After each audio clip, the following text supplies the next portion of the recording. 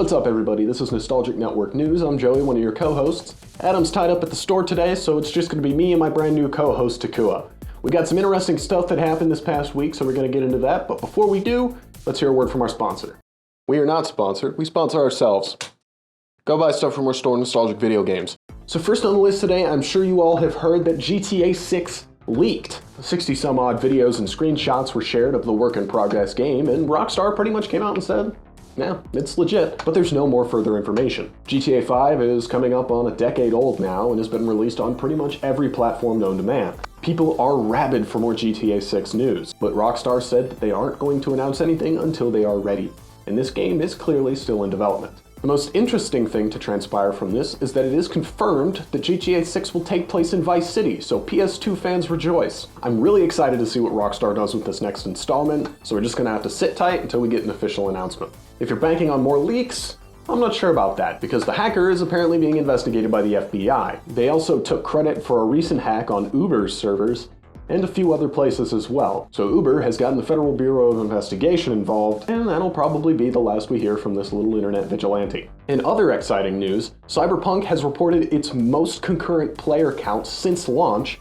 thanks in part to the release of Cyberpunk Edgerunners on Netflix. This anime from Studio Trigger looks really cool. I haven't had a chance to watch it yet, so if you have, let me know in the comments what you think of it. I've heard really good things. A new update came out along with some associated content for Edgerunners. When Cyberpunk came out, I personally loved the absolute hell out of it, but I had a PC that could run it. Once I saw how buggy and unfinished it was on most other consoles, it was a little disappointing. The love and attention put into that game and its world are clear, and it really stinks that it was announced as early as it was and people just wanted it to come out.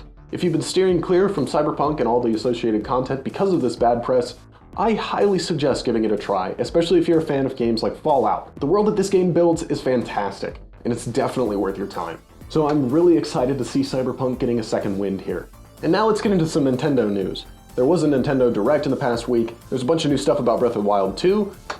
Sorry, Tears of the Kingdom. The announcement of Pikmin 4, and what I found personally most exciting was the addition of 007 GoldenEye for the Nintendo Switch Online expansion pack, with online multiplayer. And the last, most speculative and interesting thing I have for you today is reports of Detective Pikachu 2. Recently, some forum users have found on a certain LinkedIn page a coder who states that he is still working on Detective Pikachu 2, and it could be ready for release real soon. In 2019, there was announcements and reports of a sequel to the 3DS game coming to the Switch after the movie's release. But since then, we haven't heard a thing. The Detective Pikachu game is pretty much a spin-off and a lot smaller scale than a standard Pokemon game. So I can see it running under the radar, especially with Pokemon Scarlet and Violet gearing up for release. If that's true, this would be really exciting because that first game didn't really have an ending. It would be great to get a proper conclusion or continuation of the story left off in that game, and perhaps see another movie adaptation. That first Detective Pikachu movie was really fun, and I would love to see more in that world. And that's pretty much all I have for today. If there's any news that you found interesting, let us know in the comments, and let us know what games you guys are playing right now.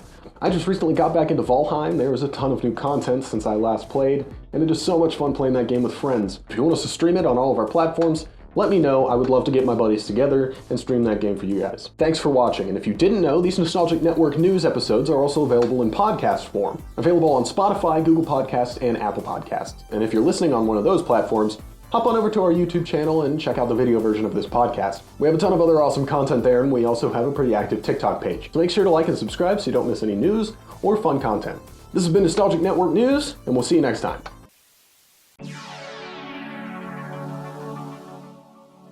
Hey, thanks for watching. If you tuned in on any of our Anchor podcast platforms, make sure to follow on that app so you don't miss the next episode. If you watched on YouTube, make sure to subscribe and hit the bell icon so you don't miss any of our new content.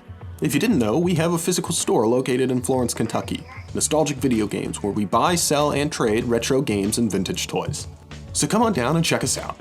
Thanks for watching, and we'll see you next time.